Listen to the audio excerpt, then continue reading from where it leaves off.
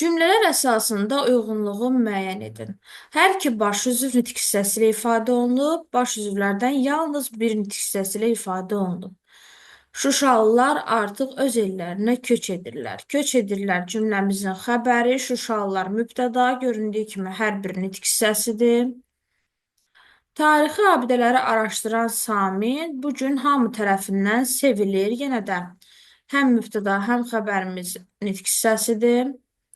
Qərarlı olmaq sizin ən mühüm keyfiyyətinizdir. Sizin keyfiyyətinizdir. Bütövlükdə cümlənin xəbəridir. Qərarlı olmaq isə feil olub nitq hissəsi ilə ifadə olunmuş mübtədadır. İkiyə gedəcək S, çünki yalnız xəbərimiz söz birləşməsidir.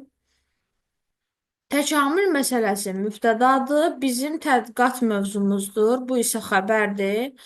D-ni seçmirik, çünki hər iki baş üzv söz birləşməsi ilə ifadə olunub. Nigar xanımın atası